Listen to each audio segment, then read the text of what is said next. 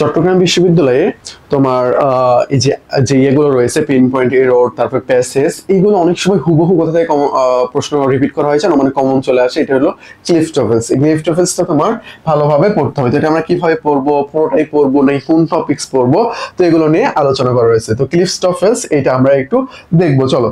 তো তুমি আগে একটা স্ক্রিনশট দিয়ে নাও, তারপরে আমি তোমাকে বোঝাই দিচ্ছি সবকিছু। এখান থেকে তোমার মোস্ট ইম্পর্টেন্ট যে ব্যাপারটা এটা হইলো যে পিন পয়েন্ট এরর। ভাই অনেক সময় হুবহু প্রশ্ন কমন চলে আসে।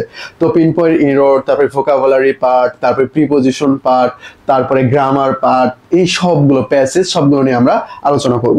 দেখো এখানে সুন্দর করে লিখে দেওয়া আছে তোমার এক্সারসাইজ 54 থেকে 57, মিনি টেস্ট 5+6, এখানে সবকিছু লিখে দেওয়া আছে, জাস্ট তুমি দেখো। তারপরে কোশ্চেন দেওয়া আছে তোমার 63 থেকে 256 পেজ, এগুলোতে পেয়ে যাওয়া। তারপরে আনসার দেওয়া আছে 297 থেকে 299। অনেক সময় বুঝে উঠতে পারে না উল্টানোর পর যে কি পড়বো, আদৌ কি কমন পড়বে নাকি পড়বে না, এটা নিয়ে আমরা অনেকেই সন্দিহান থাকি। তারপরে গ্রামার পার্ট যেটা রয়েছে এক্সারসাইজ 1 থেকে তোমার 53, মিনি টেস্ট 1 থেকে 4, তারপরে তোমার কোশ্চেন দেওয়া আছে 38 থেকে 238 পেজে, তারপরে অ্যান্সার পেজ হইলো 238 থেকে 262। তো বুঝতে পারছো? তো আমি একটু দেখাই তোমাদেরকে, একটা স্ক্রিনশট দিয়ে নাও তোমরা। গ্রামার পার্ট, তারপরে ভোকাবুলারি পার্ট, প্রিপোজিশন পার্ট, তারপরে তোমার প্যাসেজ গিফটের কথা লেখা আছে। তুমি আমাদের যে টেলিগ্রাম নাম্বারটা আছে না, এই নাম্বারে নক দিয়ে তোমাকে প্যাসেজের যে পিডিএফটা আছে এটা তোমাকে আমরা গিফট করে দিয়ে দেবো। আর চট্টগ্রাম বিশ্ববিদ্যালয়ে কিন্তু পিন পয়েন্ট এরর, তার এটা কিন্তু মোস্ট একটা ইম্পর্টেন্ট টপিকস। আর পিন পয়েন্ট এরর এমন একটা টপিকস যেটা তোমার সলভ করতে হলে সবগুলো টপিকস কমপ্লিট করে তারপরে সলভ করতে হয়। কারণ এই সেন্টেন্সের মধ্যে কোথায় কিসের ভুলটা থাকে তুমি জানো না। এখানে তোমার ভয়েসের কোনো মিস্টেক থাকতে পারে, ন্যারেশনের কোনো মিস্টেক থাকতে পারে, ড্যাংলিং মডিফায়ারের কোনো মিস্টেক থাকতে পারে, ইনভার্সনের মিস্টেক থাকতে পারে, আর্টিকেলের মিস্টেক থাকতে পারে, তারপর সাবজেক্ট ভার্ব এগ্রিমেন্টের মিস্টেক থাকতে পারে। সব কিছু মানে সব সলভ করেই তোমার কিন্তু পিন পয়েন্ট এররটা দেখতে হবে। আর অনেক ক্ষেত্রে যদি এরকম হুবহু প্রশ্ন কমন চলে আসে তাহলে তো হয়ে গেল, তাই না? ছবিতে কিন্তু এটা নজির রয়েছে, একবার হুবহু প্রশ্ন কমন চলে আসে। তো আমি যদি একটু পেজ দেখাই তোমাদেরকে, দেখো এখানে সুন্দর করে দেওয়া আছে, একটা লাইন দেওয়া আছে, লাইনের যে উদাহরণ দেওয়া আছে। দেখো আমি যদি বলি এখানে the food that market is cooking in the kitchen is smelling delicious, সুন্দর করে তোমার মার্ক করে দেওয়া আছে এ বি সি ডি। এটার মধ্যে তোমার কোনটা মিস্টেক এটা তোমাকে কি করতে হবে, খুঁজে বের করতে হবে। তো যে কোনো একটার মধ্যে মিস্টেক থাকবে যেটা তোমরা বের করবে, এরকম করে সবকিছু দেওয়া আছে। দেখো এই সবকিছু তুমি যদি ভালোভাবে সলভ করো ইনশাআল্লাহ কমন পাওয়ার সম্ভাবনাটা অনেক বেশি। তারপরে আর্টিকেলস দেওয়া আছে, কোনটার সাথে কি বসবে।